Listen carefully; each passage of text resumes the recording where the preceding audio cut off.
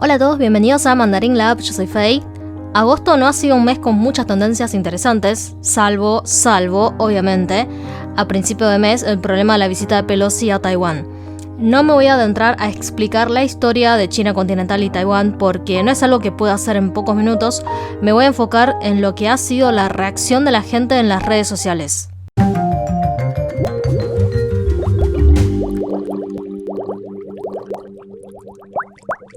Nancy Pelosi es presidenta de la Cámara de Representantes, segunda en la línea de sucesión presidencial en Estados Unidos. En un principio se mencionaba algo de una posible visita de Pelosi a Taiwán, y los portavoces de Relaciones Exteriores objetaban y criticaban tal decisión y provocación. Pero era solo una posibilidad, y los portavoces suelen repudiar las acciones y acusaciones de Estados Unidos o del grupito del G7. Entonces parecía un episodio más de lo que sucedía cotidianamente.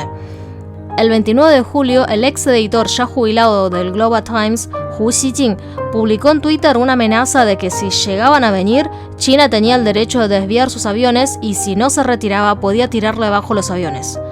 Esta noticia estuvo en las tendencias en Weibo, ya que Twitter lo había obligado a borrar el post, o de lo contrario no podía continuar usando la cuenta. Esto ha levantado mucha atención y especulación en la gente. Desde los medios oficiales solo decían que era una gran provocación y que China tomará medidas al respecto si llega a suceder. Pero nada indicaba sobre qué haría China si realmente Pelosi llegaba a venir. En China todos están de acuerdo con que reunificar Taiwán es solo cuestión de tiempo. Lo ideal para todo es que se llegue a un acuerdo en el futuro y se haga una transición pacífica y paulatina. Pero para eso se necesita tiempo. Mínimo 1 o 2 décadas más hasta que China supere con creces a la economía de Taiwán.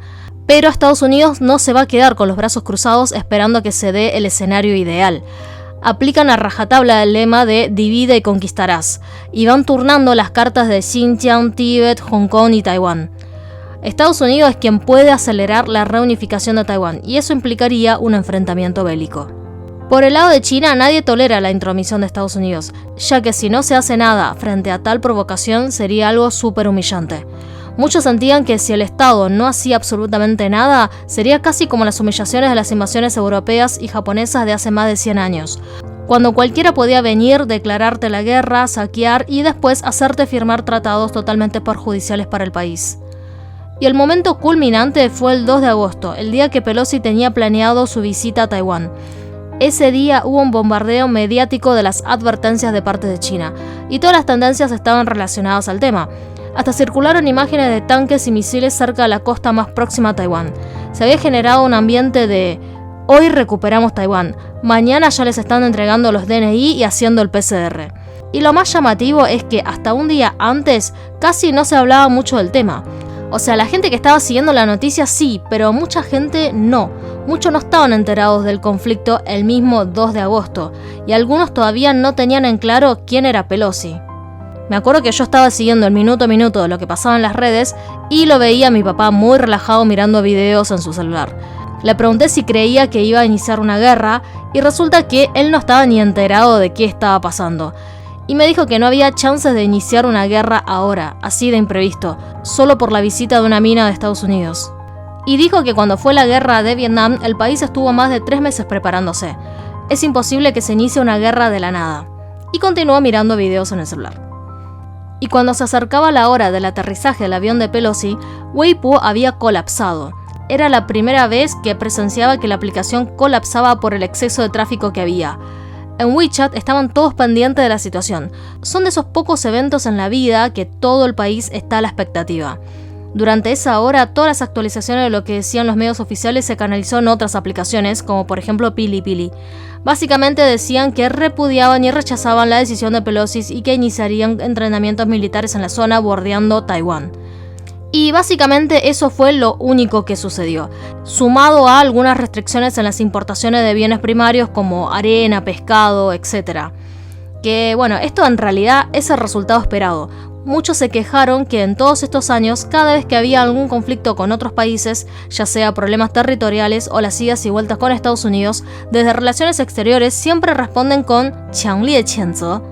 La gente siente que después de un siglo de invasiones y guerras con los países occidentales, al día de hoy seguimos sin poder hacer nada cuando nos pisan la cabeza. Incluso en un asunto interno como Taiwán. lo único que responde el Estado es fuerte condena o rechazo. Y por otro lado, es una cuestión de expectativas. Se había generado un aire en las redes sociales de «vamos a recuperar Taiwán», y después te encontrás con la decepción de «强烈谴责». También había mucha gente explicando por qué no es posible y no es conveniente iniciar una guerra. Ante una guerra, claramente el pueblo es quien sale perdiendo, y el que sale ganando es Estados Unidos, quien es el mayor proveedor de armas del mundo. El gobierno chino no va a apostar toda la suerte del destino del país por la visita de un político, que solo genera un debate circunstancial del tema de Taiwán y no la independencia real. Por otro lado, en la historia de la humanidad no hay ningún antecedente de tirarle abajo un avión a un líder político en tiempos de paz. Solo los terroristas harían eso. Deberían haberle cerrado la cuenta a Hu Xijin cuando dijo eso en Twitter. En tercer lugar, en todo este tiempo jamás se habló de una posible guerra. Estados Unidos hubiera detectado con muchos meses de anticipación si algún país se está preparando para algún ataque militar, como el caso de Rusia. Antes de iniciar una guerra se empieza a hacer ensayos y entrenamientos por la zona. Y si es en una región sensible, como en este caso, Estados Unidos ya hubiera preparado sus bases militares en el sudeste asiático, en Japón y en Corea, pero no hubo nada de eso.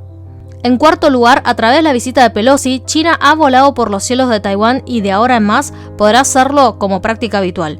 Es un logro súper importante. Hasta ahora Estados Unidos patrullaba la zona y habían acordado no cruzar la línea.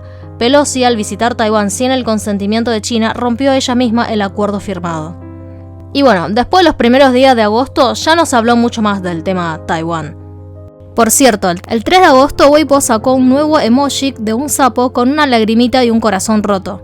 Los taiwaneses que tienen aires de grandeza y superioridad con respecto a los chinos continentales son criticados en China como Jing Di Zhi Wa. Es un proverbio chino sobre un sapo que vive en el fondo de su pozo de agua y cree que el cielo y el mundo exterior es como lo observa desde el pozo. Además, Wan de Taiwán y Wa suenan más o menos parecidas, por lo que suelen llamarlos Taiwa. En una famosa escena de un programa de televisión taiwanés explicaba que la gente de China eran tan pobres que no tenían dinero para comprarse un chayetan.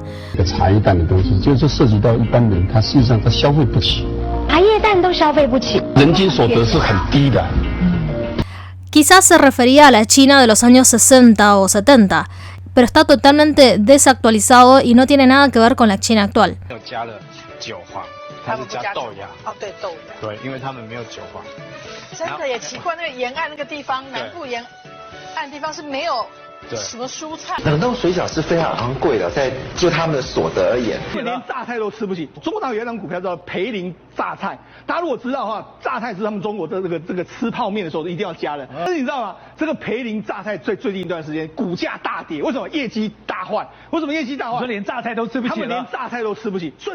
El título de este video compilado en Bilibili se llama Las escenas más conocidas de taiwaneses opinando sobre China continental. Me salieron 8 músculos en los abdominales de tanto reírme. Y es común que en Taiwán tengan esos prejuicios y desconocimiento de China. Por eso mucha gente los apoda Wawa.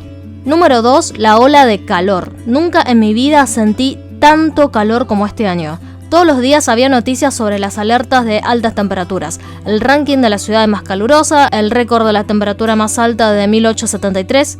Hasta me daba calor viendo estas tendencias. Y además, por las altas temperaturas y escasez de lluvia, la provincia de Sichuan hasta tuvo varios días de recortes de energía industrial e incluso corte de luz en las ciudades, ya que no daba abasto el suministro de energía eléctrica. Número 3. Nuestro viejo amigo el COVID. Hubo varias ciudades con nuevos casos de COVID y hasta pusieron a Chengdu en cuarentena por unos días.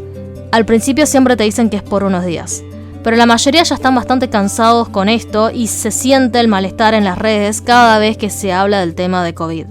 Número 4. La cadena de Miniso fue duramente criticada en las redes sociales. En su cuenta de Instagram de España publicó unas fotos de unas muñecas de las princesas de Disney y en la descripción decía que esto era un estilo de geisha japonesa, cuando en realidad las muñecas vestían de qipao, que es una vestimenta tradicional china. La discusión no giró en torno al origen de la vestimenta ni nada de las peleas culturales, sino que el problema es puntualmente la empresa Miniso. Luego Miniso publica unas disculpas y es verdad, pudo haber sido un error. Pero resulta que su texto para el mercado chino y el texto para el mercado internacional tenían algunas diferencias. En el texto en chino decía que corrigieron el error y terminaron el contrato con los que manejaban las redes sociales de España, que era un trabajo terciarizado. Y en el párrafo de abajo dice que Miniso es una empresa multinacional de origen chino, por lo que tiene la responsabilidad de transmitir la cultura china a los consumidores del resto del mundo. Pero en su texto en inglés no decía nada de esto. Esta empresa de capital chino desde sus inicios ha vendido una imagen falsa de empresa japonesa, porque creen que es más top decir que es japonés. El nombre Miniso suena japonés y hasta el logo se ve muy parecido a las marcas japonesas como Uniqlo, Muji y Daiso. Hay varias fotos de sus ceremonias de aperturas en otros países en donde pone la bandera japonesa. Algunos internautas han expresado que en los locales de Miniso no está permitido poner canciones chinas. El diseño de sus productos y locales también parecen tener mucha similitud con otras marcas japonesas. Y no es que haya un problema de que sean japonesas, las marcas Uniqlo y Muji son muy populares en China. Pero da un poco de rechazo ver que una empresa china se disfrace de japonesa y engañe a los consumidores. Los tiempos están cambiando, muchas marcas locales se están levantando en el mercado y hay una creciente moda del estilo tradicional chino. La empresa Miniso dijo que irá quitando los elementos japoneses, pero la gente no parece aceptar su intento de supervivencia. Si les interesa saber más sobre Miniso, podré hacer un video después analizando esta empresa. Y por último, un aviso parroquial para mi comunidad. Abrí un nuevo canal llamado Sandia Lab, en donde hablaré sobre la industria del entretenimiento chino, recomendaciones de series y películas y las sandías que haya. Un tema que me parece muy interesante es la época dorada de la industria taiwanesa y el dilema actual de los famosos taiwaneses que tienen que optar entre ambos mercados y sociedades.